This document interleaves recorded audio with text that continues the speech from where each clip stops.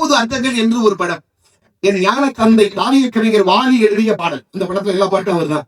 கல்யாண மாலை கொண்டாடும் பெண்ணே என்று ஒரு பாடல் கேட்டிருப்பீர்கள். வாலிபங்கள் ஓடும் வயதாக கூடும் ஆனாலும் அன்பு மாறாதது.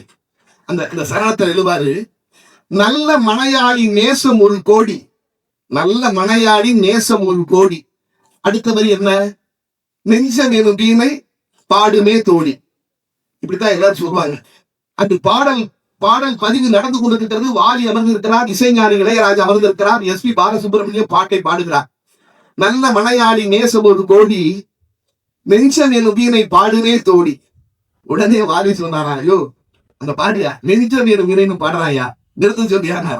அது நெஞ்சம் எனும் வீணை அல்ல, நானும் அப்படித்தான் நினைஞ்சு போட்டிருந்தேன். செஞ்சம் எனும் வீணை. ஒரு பாட்டு பாருங்க, ஒரு பாட்டு ஒரு தகவல் சொல்கிறது. இன்னொன்று, தமிழ் சினிமாவில் எந்த பாடலிலும் ஒரு பாடலாசிரியருடைய பெயர் இடையிலே சொல்லப்பட்டதே கிடையாது. இந்த பாடலை கேட்டு பாருங்கள். நல்ல மனையாடி நேசம் ஒரு கோடி, செஞ்சம் என்னும் வீணை பாடுமே தோடி என்று பாடிவிட்டு அந்த இடத்தில் நிறுத்தி எஸ் பி பாலசுப்ரமணியம் சபாஸ் வாலி என்று சொல்லுவார். எதற்காக? அது என்ன விசேஷம் இருக்கிறது என்று சொல்லி, வீணையில் பல வகை இருக்கின்றன. ருத்ர வீணை, சாகர வீணை என்று பல வகைகள் இருக்கின்றன. அதில் செஞ்சம் என்பது ஒரு வீணை. அந்த வீணை எந்த ராகத்தை பாடினாலும் அது சோகமாகத்தான் மாற்றுமா. ஆனால் கர்நாடக சங்கீதத்தில் சோகமான ராகமாக இருக்கிற தோடி ராகத்தை அங்கு வாசித்தால் அது மகிழ்ச்சியாக மாற்றி கொடுக்குமா.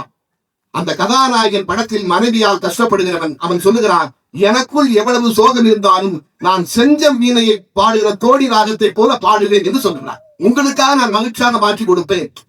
ஒரு இசை கலைஞனுடைய உள்ளத்தை ஒரு இசைக்கருவியை வைத்தே சொல்லிவிட்டார் என்பதால்தான் இசைஞானி இளையராஜா ஒரு பாடலுக்கு நடுவில் பாடலாசிரியரை பாராட்ட. நாம் எவ்வளவு பேர் கவனித்திருக்கிறோம் நினைத்து பாருங்கள். எனக்கே இந்த செய்தி கவிஞர் வாலி சொல்லித்தான் தெரியும்.